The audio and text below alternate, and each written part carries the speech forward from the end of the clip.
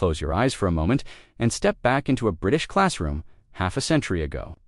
Heavy wooden desks are bolted to the floor, chalk dust hangs faintly in the air, and woolen coats line the pegs along the wall.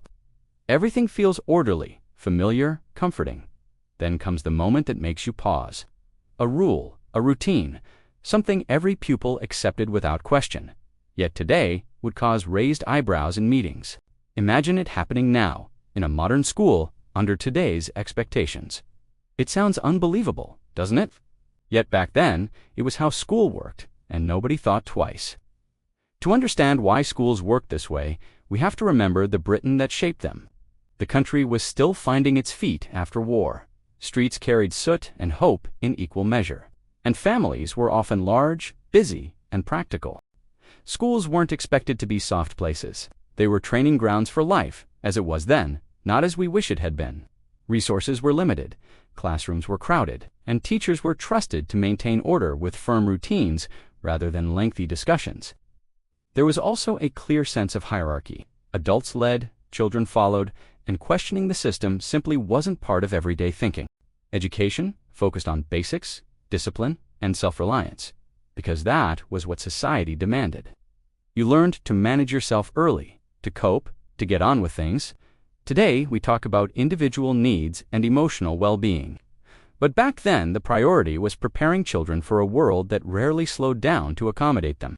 None of this was designed to shock or harm. It reflected a practical, no-nonsense Britain, shaped by necessity rather than theory, and that context helps explain everything that followed. Quietly, it set the stage for classroom rules we remember today. Most people forget just how normal this once was. In many classrooms, silence wasn't just encouraged, it was expected, stretching from the moment you entered until the final bell. Pupils sat upright, hands folded, waiting to be called upon, knowing that order mattered more than comfort. If one child broke the rules, the whole room often felt the consequences. A shared lesson in responsibility that today feels almost unimaginable. Hierarchy ruled everything. The teacher stood at the top, monitors or prefects below, and everyone else knew their place.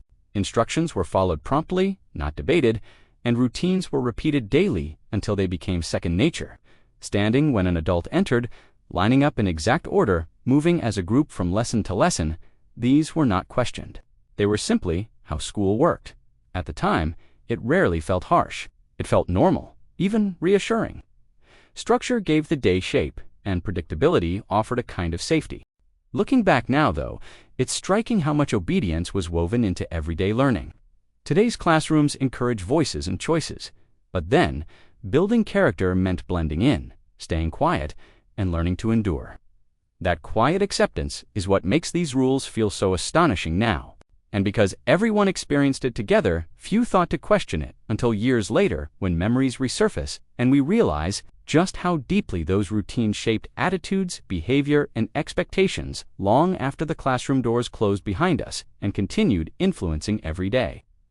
Life in subtle, unnoticed ways for decades. Everyday school life held moments that now sound almost unbelievable.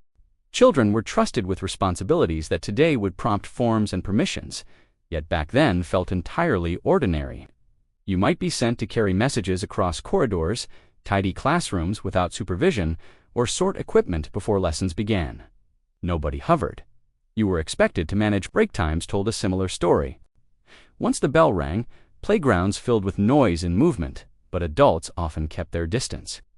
Disputes were settled quickly, games invented on the spot, and scraped knees brushed off without fuss. That freedom taught lessons no textbook ever could, about fairness, resilience, and finding your place among others. Even clothing and lunches reflected this independence. Uniforms were worn until they faded, shoes polished on Sunday evenings, and packed meals wrapped carefully at home. There was pride in looking smart, even if comfort came second. Today, flexibility and choice lead the conversation, but then conformity offered belonging. Looking back, it's these small routines that linger most vividly. The walk to school, the weight of your bag, the thrill of being trusted to cope. It wasn't perfect, but it gave children space to grow through experience rather than instruction. And it's that quiet confidence, built day by day, that makes this era feel so distant now, yet so deeply familiar. Those memories still surface unexpectedly, reminding us how ordinary days once carried lessons that stayed with us, shaping adulthood in ways we rarely notice at the time until much later on, when nobody thought twice about it. That was the defining feeling of the time. Parents handed children over at the school gates with trust, believing teachers knew best, and most days proved them right. Rules were accepted, routines followed, and life simply carried on. Children adapted quickly because adaptation was expected. You learned the rhythm, found your footing, and kept going. There was less discussion, fewer safeguards, and far more assumptions about resilience. That didn't make childhood easier, but it did make it different. Many grew strong, independent, and resourceful, while quietly carrying pressures they never named. Looking back now, it's important not to paint it as either golden or grim. It was ordinary, and that ordinariness shaped millions of lives. What stands out most is how little anyone questioned it. Only with time and distance do we recognize the weight of those expectations and how they shaped attitudes within. From then to now, the contrast is unmistakable. Today's classrooms are brighter, safer, more supportive, shaped by research, discussion, and constant oversight. Children are encouraged to speak up, to be seen and heard. Yet, something quieter has shifted too. The independence, the unspoken trust, the learning that came from simply getting on with things feels rarer now. That isn't a judgment, just an observation. Britain didn't become better or worse, it became different. And somewhere between those desks and today's classrooms, our shared story changed.